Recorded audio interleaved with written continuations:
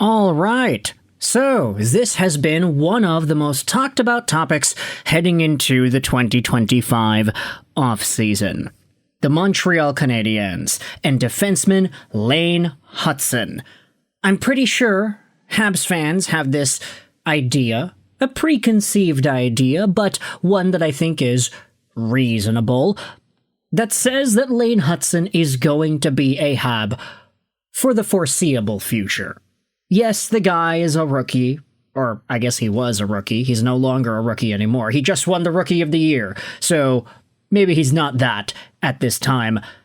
But despite the fact that Lane Hutson's contract expires at the end of next year, nobody's really thinking that Hutson is not going to continue being a Canadian for the foreseeable future.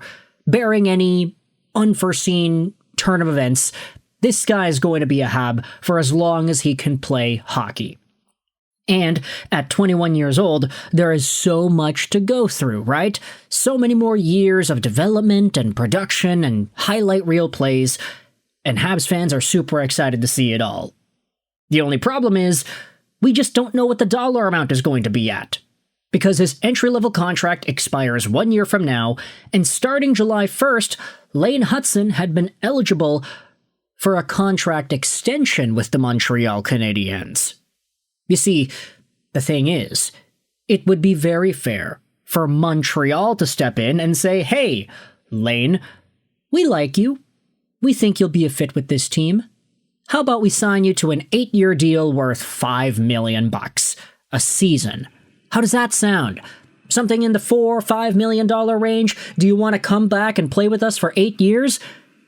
Of course, we know that would absolutely not be the case, because Lane Hutson would look at that and say, "Wait a minute, I can probably play a lot better than a $5 million caliber player.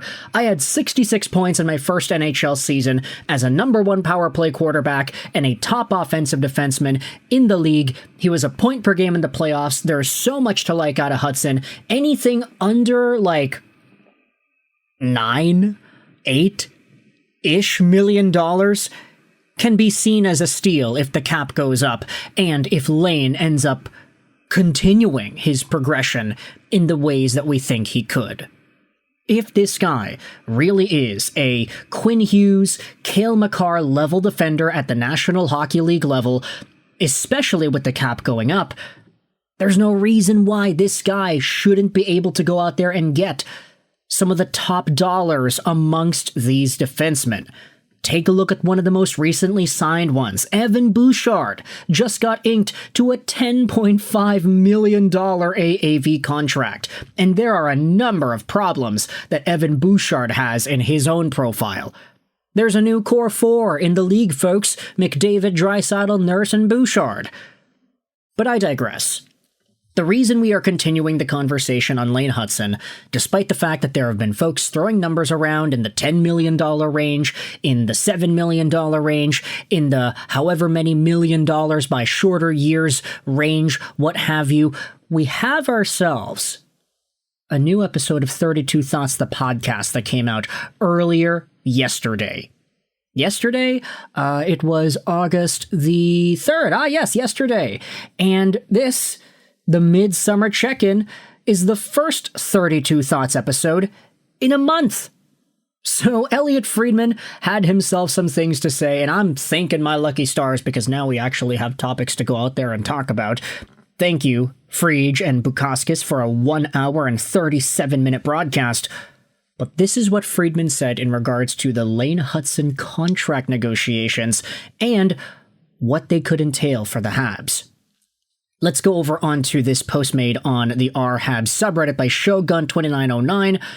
Friedman says here on 32 Thoughts, "I think with the cap going up, the market is getting reset. Initially, the Montreal Canadiens probably wanted Hutson under Nick Suzuki. And now, you look at the deal Noah Dobson signed, if Hutson is going to sign for term, it's probably going to be up closer to Dobson."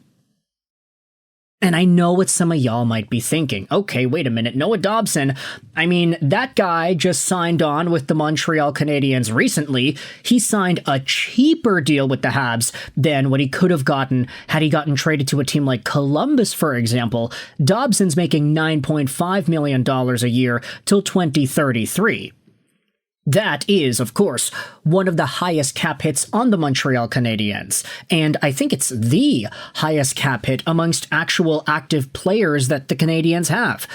We're not including Carey Price because, yeah, I mean, that guy hasn't played in years, but it's Patrick Laine up here at 8.7, it's Noah Dobson at 9.5, and then it's everybody else. It's Nick Suzuki at 7.875, Caulfield at 7.85, Slafkovsky at 7.6, and then you have yourselves everybody else. If Elliotte Friedman is saying that Hutson probably should have came in under Nick Suzuki, that's what the Canadiens would have wanted, that makes sense, right? They probably were thinking about that sometime earlier in the year. Or maybe even before Lane Hutson debuted with the Montreal Canadiens. We know that he had a stellar, standout rookie campaign for the ages, but that wasn't guaranteed. Yes, I get it, he was a stud in the NCAA, and we chronicled every single game that he played pretty much, talking about his multi-point efforts and all the awards that he was getting, and he did have 2 points in 2 games with the Canadiens to open up his NHL playing career at the end of 23-24.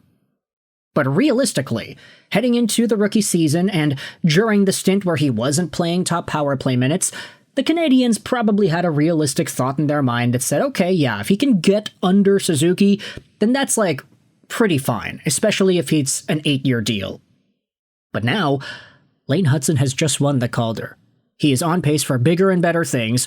I think if he ends up becoming a consistent 75 to 80 point defenseman year by year in the NHL, I don't think anybody would be surprised by that. And the cap is going up. Noah Dobson just signed 9.5. And I'm gonna be honest, I wouldn't be surprised if Lane Hutson outproduced Noah Dobson every single year these guys are playing together. So, if Elliotte Friedman is right here, and Hutson's next deal is around Noah Dobson's number, let's say it's 8.9 or 9 flat, something like that, I actually do feel pretty good about it. Not because it's underneath Dobson, but because, compared to the rest of the NHL, it could be seen as a very good one. Let's go down and read some of these comments over here. If he signs for a dollar amount under 10 per year, that's a steal. Exactly, Ferg8 said. Anything under 10 will be great. Anything under 9 will be a masterpiece. All for 8 years, of course. The new contracts cap at 7 years under the new CBA, but I don't know if they kick in for next year. I could be wrong, but I believe as long as it's signed this season, it can still be 8. Yeah, there are some extra dates that we have to pay attention to as to when 8-year contracts are going to not be allowed to be signed anymore. But, yeah. Here's an interesting reply. Not like I know the guy, but Hutson strikes me as a guy who will take a little bit less, but with more term. Yeah, same. He can go to the rink for 8 years with nothing but hockey on his mind. Another reply goes out there and says, Suzuki signed for 9.55% of the cap when he had signed his deal. If Hutson signs for 9.55% starting next year, it'll be an estimated $9.93 million per season. It's not that big of a deal. He was never coming in under Suzuki. Wonder if they just sign him before the season starts. It wouldn't surprise me. Given what we know of Lane, he probably wants this done and over with so he can just concentrate on the hockey. The moment they signed Dobson at 9.5, I figured we'd see a bigger number for Suzuki, a bigger number than Suzuki for Hutson.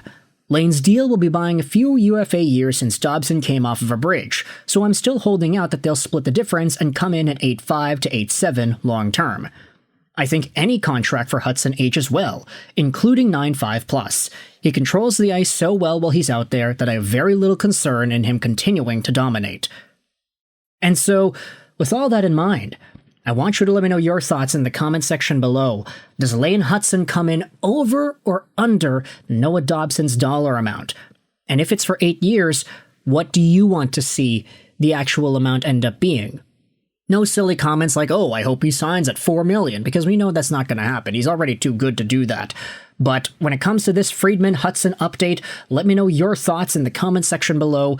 I hope you enjoyed this Vidishashroll 99, and bye.